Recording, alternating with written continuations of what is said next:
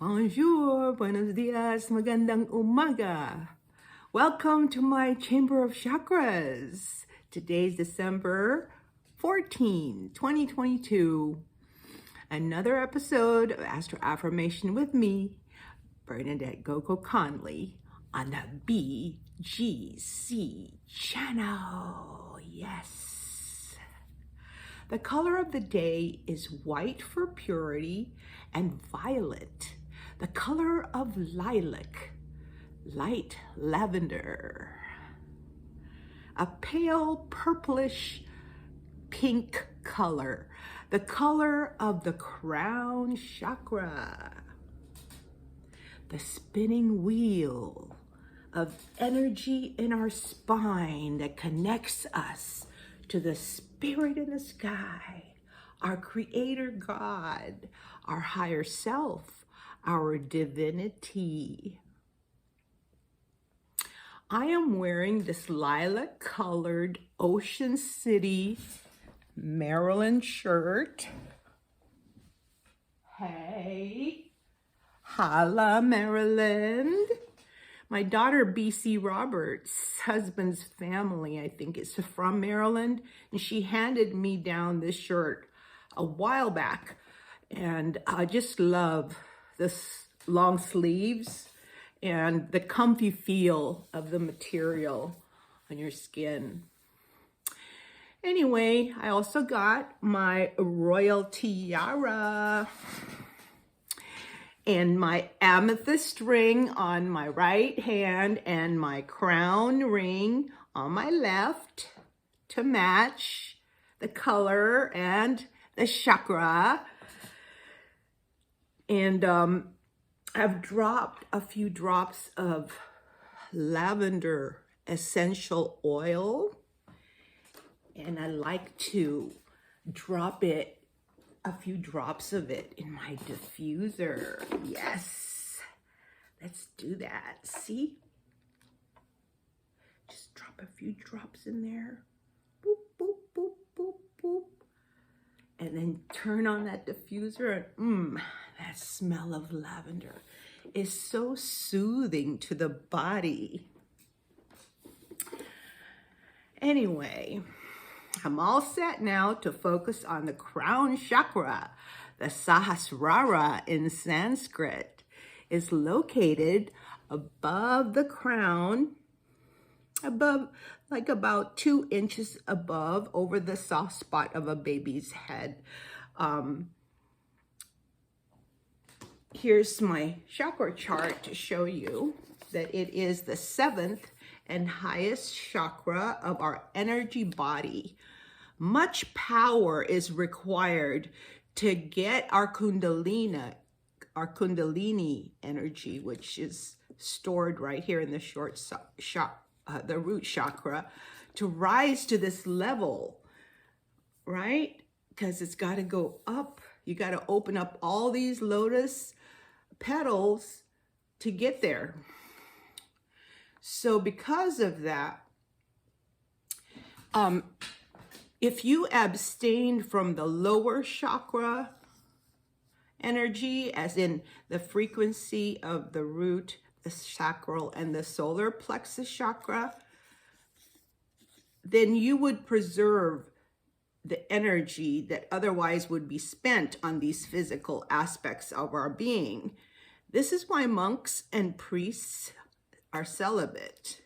This is why prayer is more powerful when you fast, to open up and activate the energy of the Sahasrara, the 1,000-petaled lotus flower. You must cross the heart and rise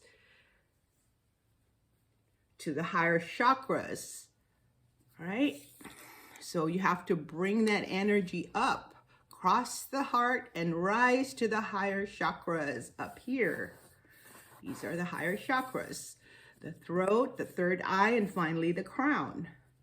Meditation in prayer is the way to meet your supreme self and converse with Creator God.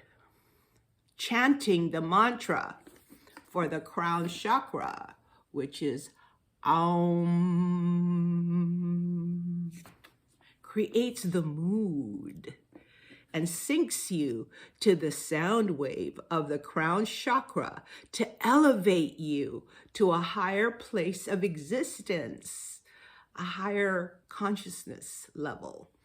So visualize the color violet and white lighting up the top of your head. See the pure white milk flowing from the pituitary gland down the hypothalamus, and the honey oozing along from the pineal gland down, down, down through your spine to the root chakra, where the snake lies sleeping, where the coil of our circuitry stores our potential until it's turned on. And then kinetic energy, move it, our kundalini dormant at the base of our spine, just waiting for enlightenment.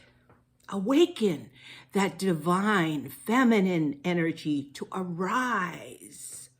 Kundalini rising, that life force, that is our consciousness, resurrects from the dead and transforms, ascends, transcends and ascends your inner self, born again as a new creation who sees all as one and one is all.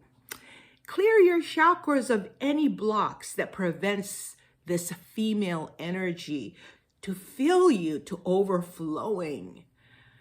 The symbol for the crown chakra is the Sahasrara, the lotus flower with 1,000 petals. Here it is on my chakra shawl. These petals represent the acts to reach higher consciousness, spiritual enlightenment, and to reveal supreme self and pure absolute truth for a heightened level of awareness and wisdom. So get in the gap today. The gap between your thoughts, the sacred place, the sacred space where there is no sense of self, where you can just be with your supreme self and God as one and the same, a spiritual intercourse with a spirit in the sky to reach nirvana.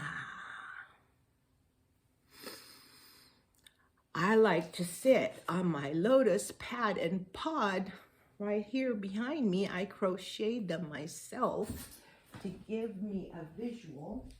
Now you a visual of how I do my meditation. I get into a lotus position, which is when you bend your legs and tuck your feet under you like this.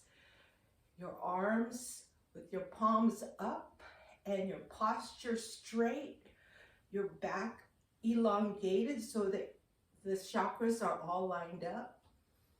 And you just close your eyes. Breathe through your nose. Out through your mouth and relax. And just get in that space, that void where there is no sense of self, and just focus on the crown chakra and chant its mantra, Om.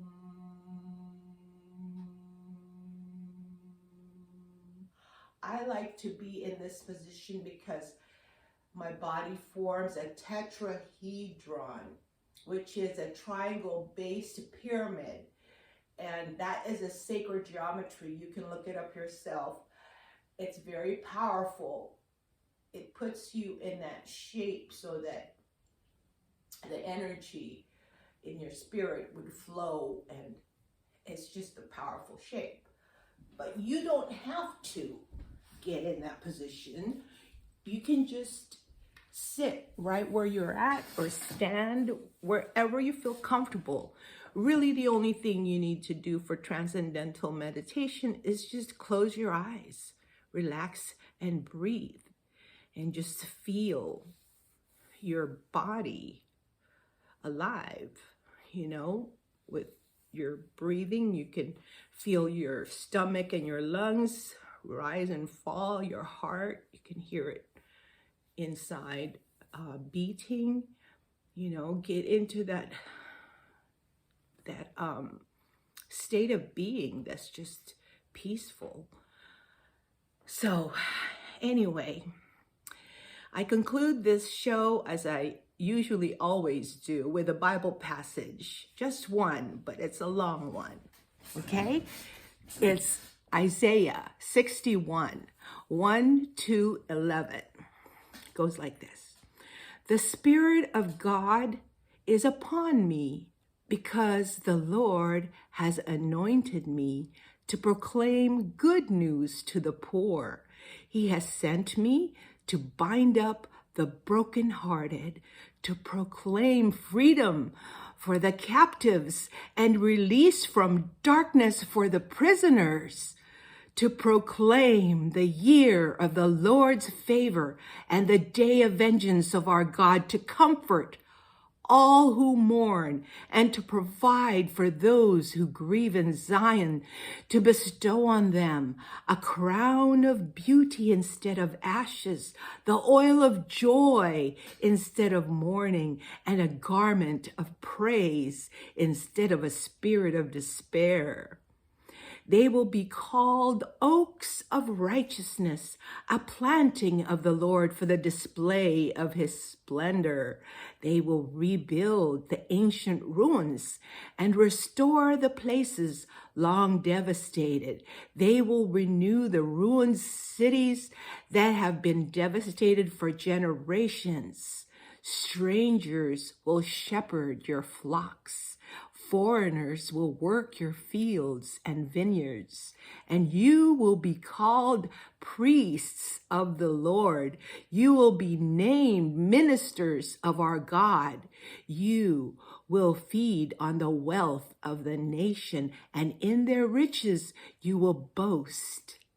Instead of your shame, you will receive a double portion, and instead of disgrace, you will rejoice in your inheritance. And so you will inherit a double portion in your land, and everlasting joy will be yours. For I, the Lord, love justice. I hate robbery and wrongdoing. In my faithfulness, I will reward my people and make an everlasting covenant with them. Their descendants will be known among the nations and their offspring among the peoples. All who see them will acknowledge that they are a people of the Lord and that they are blessed. I delight greatly in the Lord. My soul rejoices in my God, for he has clothed me with garments of salvation and arrayed me in a robe of his righteousness, as a bridegroom adorns his head like a priest, and as a bride adorns herself with jewels. For as the soil makes the sprout come up, and a garden causes seeds to grow, so the sovereign Lord will make righteousness and praise spring up before all the nations. That's all I have for you today. Once again, I honor God in you and me. Namaste.